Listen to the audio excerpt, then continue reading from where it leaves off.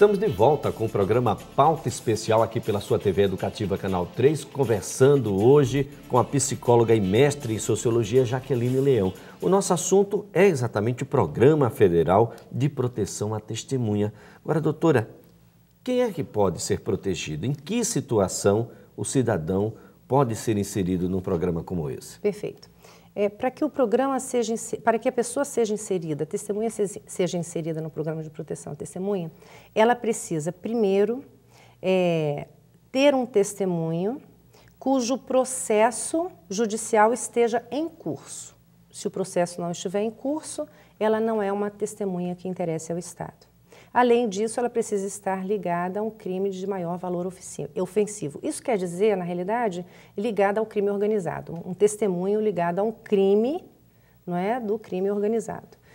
É dessa maneira que a testemunha se qualifica para ser protegida pelo Estado. Se ela não tiver essas duas condições estabelecidas, ela é descartada do programa. Ela não entra. É descartada do programa. Mesmo que ela esteja em situação limítrofe de ameaça de morte. Em alguma situação, o criminoso pode vir a ser protegido também?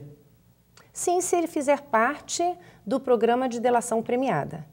Né? Então, ele é protegido pelo Estado e ele delata o crime e o prêmio, na realidade, é uma diminuição de pena, mas o que nós temos visto que acontece muitas vezes é que esse prêmio chega a ser a absolvição do criminoso, mesmo que ele seja, e ele é um criminoso confesso, né, porque ele já está delatando o crime, e é uma testemunha, ele é um criminoso confesso, e mesmo assim ele... Isso não é um prêmio ao crime? De alguma maneira e é um grande paradoxo, né, porque, por exemplo, em alguns casos o criminoso é absolvido e fica solto, e a testemunha de crime fica presa dentro de um programa de proteção à testemunha, que é realmente um cárcere. É um cárcere simbólico. Pois é, né? Que situação. Agora, tem contradições o programa brasileiro? O programa brasileiro tem muitas contradições, tem muitos antagonismos, né? Isso foi o que... A minha primeira pergunta, quando eu comecei a pesquisar, era por que uma política pública para proteger um cidadão vitimiza o cidadão? Eu fiz essa pergunta diante de um encontro que eu tive com uma testemunha, que eu atendi no meu consultório, e eu fiquei muito impressionada, muito impactada com o estado de vitimização que a sistematização do programa e a falta de estrutura do programa estava promovendo aquele sujeito. Era uma situação realmente de muitos problemas, muitos transtornos mentais, muito sofrimento. Que transtornos poderiam ser esses, por exemplo? Depressão. Essa pessoa estava absolutamente depressiva, ela tinha um nível de ansiedade altíssimo, ela tinha um distúrbio do sono, ela estava entrando num processo de alcoolismo e ela não tinha sequer, claro que ela não tinha acesso à bebida, mas ela começou a tomar perfumes, era uma maneira dessa pessoa sair da realidade, porque ter consciência da sua própria tragédia pessoal é muito duro, não é? Quer dizer, a testemunha que é inserida no programa, ela tem toda essa consciência, ela começa a ter consciência, por exemplo, de que o que interessa para o programa não é a testemunha, é o testemunho. Não é ela que está sendo protegida, e sim o seu testemunho. Quais são os reflexos disso na família? Porque a gente termina tirando um pai de dentro de casa, uma mãe de dentro de casa, um filho do seio familiar. É verdade, é totalmente desestruturante, não é? Mesmo que a família seja inserida no programa. Em alguns casos, a família também é inserida no programa. Mas, mesmo assim, é totalmente desestruturante. Você imagina você deslocar geograficamente, psicologicamente e emocionalmente uma família inteira. Não é que vai morar em algum lugar precariamente, as crianças não vão para a aula, estão todos com medo, né? O medo é uma situação sine qua non nesses casos, e existem casos e casos de denúncias de famílias que sofreram abusos, inclusive, dentro do próprio programa, inclusive tentativa de estupro de uma das filhas. É um caso, inclusive, que eu coloco no livro que me foi contado por um conselheiro do programa. Pois é, né? O livro é esse, gente. Testemunha de crime. Nós temos aqui vítima do acaso. Mas esse é o terceiro. Não, de uma esse série, é o primeiro ou livro. Esse é o primeiro livro? É o primeiro livro. Na realidade, eu fiz alguns artigos, já publiquei alguns artigos, mas o livro é o primeiro que eu publico. Eu pesquiso o programa de proteção à testemunha há 10 anos, já fiz alguns trabalhos a respeito, mas só agora, depois que eu terminei o meu mestrado, que eu aprofundei realmente o tema e o assunto, foi que eu decidi lançar o livro falando justamente desses paradoxos, desses antagonismos. Né? O programa é feito para proteger o cidadão, ele vitimiza o cidadão. É um programa de proteção à testemunha, mas o programa prioriza o testemunho e não a testemunha. A voz da testemunha, que é um instrumento para ele dar o seu testemunho, para ele não é um instrumento de sobrevivência ou de proteção, porque a testemunha que é inserida no programa de testemunho não tem nenhum canal de voz para fazer nenhuma denúncia se ele sofreu um abuso moral, um abuso de autoridade, um abuso sexual. Ele precisa se submeter a tudo isso para permanecer no programa e ele não tem a quem pedir socorro. Esse é um outro paradoxo. E assim são muitos.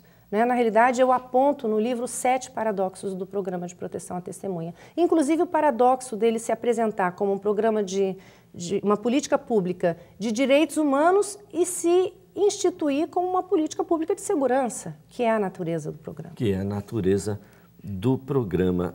Tem casos aqui dentro do testemunho casos, de crime? Sim, e existem alguns casos até que aconteceram aqui em Alagoas. Né? Existe um caso, por exemplo, de uma pessoa que ficou, uma senhora, que ficou no corpo de bombeiros, né, sendo resguardada dentro do corpo de bombeiros, imagina, sem condição nenhuma, nem de privacidade, nem de o menor, eu não digo nem conforto, mas a menor estrutura possível para se viver. Ela passou um ano dentro do corpo de bombeiros. Ela não havia um outro lugar para realocar essa senhora.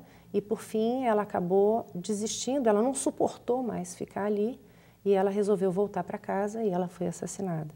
Assim como tem um caso também de uma testemunha que foi protegida pelo programa, também em condições muito precárias, e que, após ter dado o seu testemunho, foi afastada do programa e chegou em casa e poucos dias depois foi assassinada, dentro de casa. Ela não tinha para onde ir. Ou seja, o que era para solucionar um crime termina gerando outros. Termina gerando outros, porque quando o interesse do Estado cessa, a testemunha que prestou o seu testemunho ao Estado é totalmente descartada.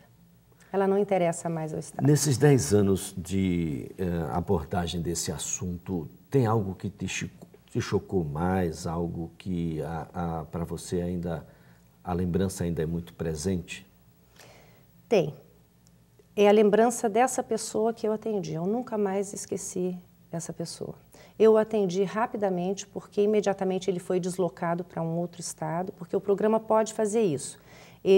O sistema acontece da seguinte maneira, os estados trocam as testemunhas. Inclusive, durante a apresentação do programa aqui em Alagoas, eu soube que Alagoas é o maior exportador de testemunhas de crimes dentro do programa. E o programa desloca essa testemunha para um outro estado e se as pessoas, se a ONG, as pessoas responsáveis entenderem que a testemunha está em risco naquele outro estado, ele é deslocado novamente. Então eu atendi essa pessoa durante muito pouco tempo, foram poucos contatos, mas foram realmente impactantes, a ponto desse contato determinar todo meu trajeto acadêmico. Porque a partir daí eu fui fazer uma especialização em psicologia jurídica, posteriormente eu fui para o mestrado com o mesmo tema. Essa testemunha ainda está viva? Ninguém sabe, ninguém tem notícia. Né? Ninguém tem notícia. Esse é um problema também. O próprio programa não tem nenhum indicador. O único indicador que o programa tem é que ele é 100% eficiente. Eficaz e eficiente. Esse indicador traduz para o programa o seguinte: eficiência e eficácia para o programa significa que nenhuma testemunha que entrou no programa foi morta enquanto estava no programa. Agora, se ela é morta depois que ela sai ou não, aí já não é problema do programa. Ou seja, nós temos um prazo de validade aí de 2 anos. De 2 anos, depois um pouquinho mais se for prorrogado, não é? Elias, na realidade, o que acontece é o seguinte, é claro que não é a intenção do programa vitimizar aquele sujeito, não é essa a intenção do programa. A intenção do programa é realmente proteger o testemunha, né? Só que o programa ele foi sistematizado de tal maneira que as distorções já começam desde o início quando ele se coloca como um programa de uma política pública de direitos humanos, quando ele é, na realidade, uma política pública de segurança. O que a gente poderia colocar como proposição para que ele fosse melhor? Bom, a primeira coisa é discutir o programa, porque a questão do sigilo, que é importantíssimo para a testemunha, acaba por se tornar uma blindagem do programa, a avaliação externa ao programa. Para você ter uma ideia, o próprio TCU, que é o órgão máximo de avaliação de políticas públicas nesse país, não teve acesso ao que ele precisava ter acesso para avaliar. As testemunhas que foram entrevistadas pelo TCU foram as testemunhas escolhidas pelo programa, né? Então, isso já é algo estranho. Né? E justamente a argumentação do programa era o sigilo e tudo mais. Primeiro, o sigilo não é absoluto. É tanto que eu sabia que estava atendendo uma testemunha inserida no programa. As pessoas que me enviaram essa testemunha para que eu pudesse atendê-la voluntariamente também sabiam e também não faziam parte do programa.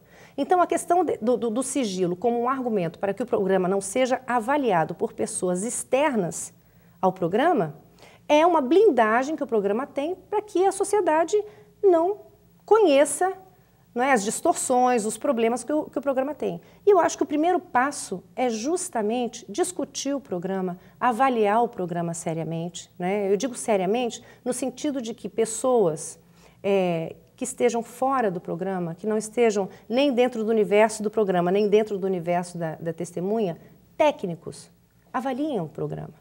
Né? Assim é a avaliação que eu fiz, é uma avaliação técnica. Isso de uma forma interdisciplinar. Interdisciplinar. A participação de psicólogos, sociólogos, médicos, com certeza. Enfim, e assistentes operadores sociais, do direito. Exatamente, com certeza. É necessário que isso seja feito para que o programa seja aprimorado. O programa é importantíssimo, Elias. Nós precisamos ter um programa de proteção à testemunha. Ele é realmente um instrumento de combate à impunidade, mas ele só será eficaz e eficiente se ele realmente funcionar eficaz e eficientemente. Porque você imagina que uma pessoa que está destruída emocionalmente, psicologicamente, que qualidade de testemunho ela pode dar? E mais do que isso, que qualidade de vida essa pessoa pode ter? Onde é que está o sujeito? Onde é que está o indivíduo? Onde é que está o cidadão por trás do testemunho? É ele que é abandonado, né? E nós não podemos fazer isso com a testemunha. Nós precisamos cuidar desse sujeito. Esse sujeito precisa de atendimento, ele precisa de acompanhamento enquanto pessoa. Né? Eu sou a favor do programa, o programa é absolutamente importante, não é intenção do programa vitimizar a testemunha, mas é isso que termina por acontecer. Precisa ser rediscutido. Precisa Doutora Jaqueline, eu quero aqui agradecer a sua presença, a sua participação nos esclarecimentos. Eu é que agradeço, Elias. Muito obrigado. Bem, psicóloga e mestre em sociologia, doutora Jaqueline Leão, que trata aqui com o livro Testemunha de Crime, a vítima do acaso, um programa que precisa ser rediscutido, como já foi colocado. Eu lembro a vocês que o Pauta Especial estará de volta na próxima segunda-feira, a partir das 19 horas, enquanto durar o horário de verão. Até lá e eu conto com você.